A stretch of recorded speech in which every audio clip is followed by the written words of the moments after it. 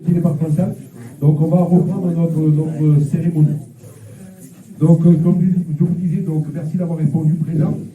Merci aux amicales d'avoir organisé pour cette organisation, cette mise en place, et je sais à la réussite de cette soirée. Merci donc voilà, aux deux amicales.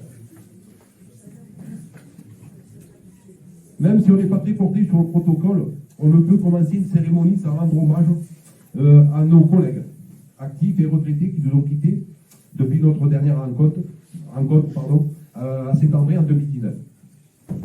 Ce petit hommage, c'est tout simplement pour dire qu'on ne les oublie pas et surtout dire à leurs familles qu'on les soutient. Voilà, même en cette journée de fête, on a une petite pensée pour nos disparus. Donc je vous demande juste quelques petits instants de silence.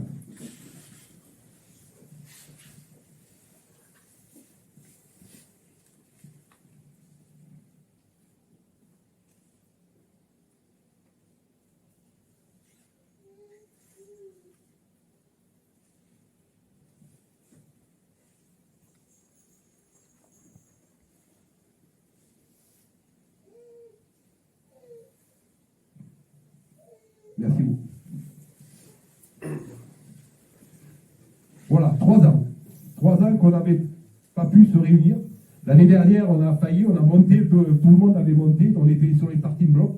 Et quelques jours, quelques semaines avant, le Covid nous en a pris la sage décision d'annuler la Sainte-Barbe. Donc cette année, le risque existe toujours, mais on le prend. Hein, et puis bon, Inch'Allah, comme c'est l'autre, hein, on va espérer que tout se passe bien. Donc 3 ans, malgré le changement climatique que nous subissons, que nous connaissons, je vais dire qu'il est passé de l'eau sous les ponts. Et en particulier un contexte sanitaire, un petit peu particulier. On ne pensait pas, je ne pensais pas connaître ce genre de situation.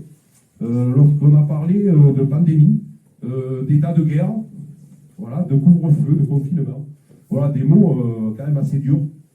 Mais je tenais à dire que les sapeurs-pompiers, vos sapeurs-pompiers, n'ont pas failli. Ils ont, durant cette période compliquée, continué d'assurer leur mission. Parce que même confinés, il y a eu des accidents, il y a eu des besoins. Ils n'ont pas failli non plus. Ils ont assuré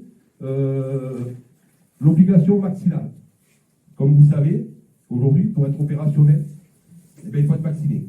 Avec la méconnaissance, comme tout le monde, de ce fameux vaccin. Ils ont aussi répondu présent à l'organisation des centres de vaccination de population, ainsi qu'au niveau des centres, des centres de tri au niveau des hôpitaux.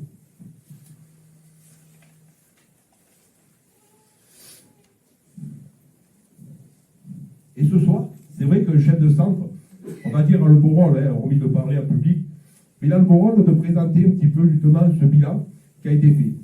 Et ce bilan, on ne peut être là si ces hommes et ces femmes qui sont derrière nous ont réalisé. Sans eux, on ne serait rien. Alors avec eux, ils ont 3 ans de retard. Hein, voilà, donc je vous demande avant de continuer de les applaudir, parce que sincèrement, sans eux, on ne peut pas. Merci beaucoup.